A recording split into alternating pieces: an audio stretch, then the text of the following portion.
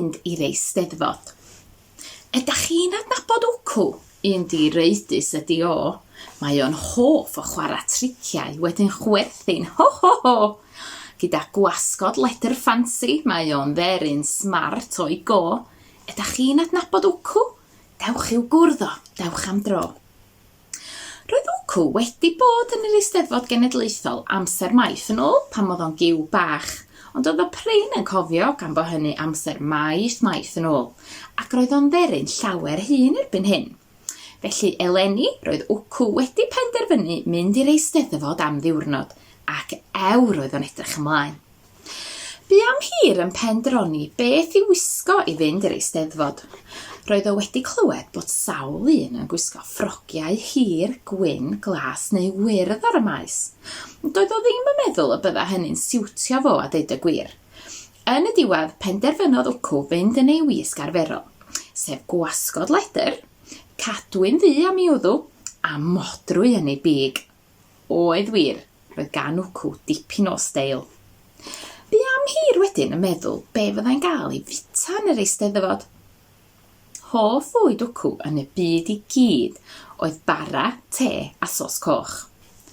Tybed a fydda unrhyw un yn gwerthu bwyd yn yr Eisteddfod. Doedd Wcw ddim am fentro gorau mynd heb ginio, felly aeth ati neu pecyn bwyd a fflasg. Dyna ni, roedd o'n barod. Ac o'r diwedd daeth y diwrnod mawr. Am 6 o gloch y bora, daeth Wcw allan o'i gloc. Yndi, mae Wcw'n cysgu mewn cloc. Gan weiddi, Eisteddfod! Oedd roedd llais Wcw braidd yn gras. Yn enwedig o gofio mai aderyn o ddo. Ond dyna ni, nid pawb sydd ddigon lwcus i gael llais canu. Rhoddodd ei fac am ei gefn ac i ffwrdd â fo trwy'r awyr fel roced yn syth am yr Eisteddfod. Dyna i chi le prysur ydi Eisteddfod. Ar ôl iddo hedfan dros y giatiau, mwyn osgoi talu pris mynediad, edrychodd Wcw o'i gwmpas. Bobl bach roedd y lle'n llawn dop. Wcw, mae hi'n brysur yn y Steddfod, meddai Wcw.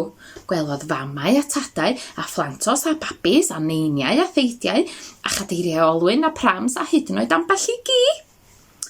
Crwydrodd y gwmpas maes am chydig, cyn gweld pabell fawr a chlywed sŵn canu. Edrychodd ar yr arwydd tu allan. Roedd yr arwydd yn deud, cerdd dant. Be di hynny tybad, meddyliodd Wcw, ni ei weld. Ar ôl gwylio a gwrando am dipyn, daeth Wcw i'r casgliad mae canu un peth, tra bod y delyn yn canu rhywbeth arall oedd cerdd dant. Ambell od. Ond ewr oedd o'n edrych yn hawdd iawn, felly penderfynodd Wcw gael tro arni hefyd. Hedfanodd i'r llwyfan, safodd yn syth fel saeth, a rhoi nod i'r delyn ores cyn dechrau canu. Wcw! Erbyn iddo orffen, roedd y babell yn llawn dop. A phawb yn edrych arno a llygaid mawr fel soseri. Diolch o fawr, meddai wrth bawb, wrth iddynt giro i dwylo. Ar ôl hynny roedd Wcw'n reit llwglyd, felly penderfynodd fynd i chwilio am rwla i fitau ginio. Daeth ar draws lle braf iawn gyda digon o fyrddau picnic. Eisteddodd wrth un o'r byrddau a dechrau claddu ei big yn y bara te a sos coch. Ewr oedd o'n flasus. Wrth edrych o'i gwmpas ar y stondina bwyd, a'r prisia, roedd o'n falch iawn fod o wedi dod â bocs bwyd efo fo. Ond wedi deu hynny, roedd o cremboca siocled yn edrych yn neis iawn. Yn sydyn, daeth sŵn o lwyfan ger llaw. Trodd Wcw i edrych. Ar y llwyfan, roedd aderyn anferth. Roedd ganddo blu gwyn, crib coch, pig melyn a 2 lygaid fach ddu.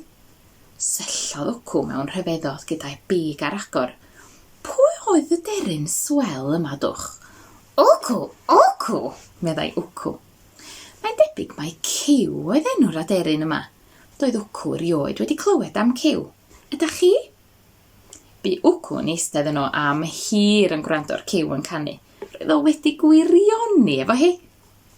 Penderfynodd y bydda fo'n trio cael rhy ffôn Cyw cyn diwedd y dydd, ac y bydda ni ffonio i ofyn os oes hi'n licio dod draw i gael bara te a sos coch efo fo ryw ddiwrnod.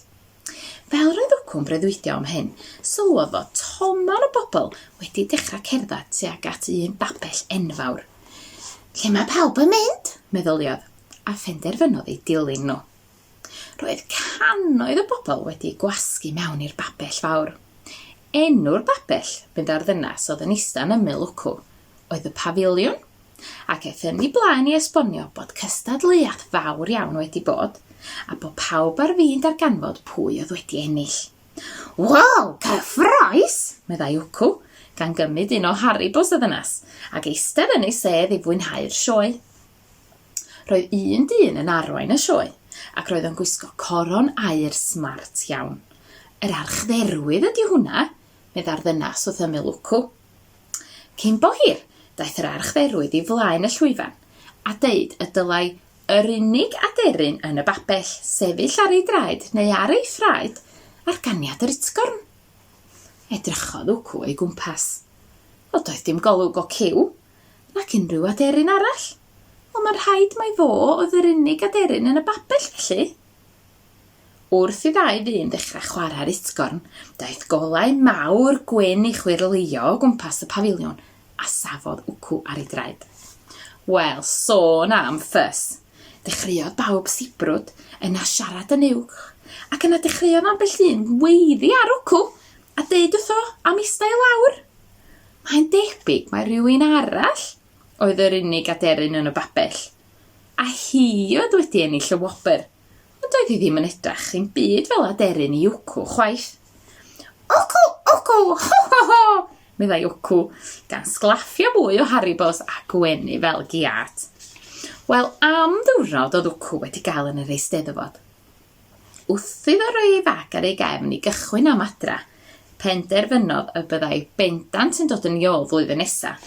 Roedd o wedi cael diwrnod gwych, ac i ffwrdd â fo am adra i gael ychydig mwy o fara te a sos coch cyn mynd i wely yn y cloc.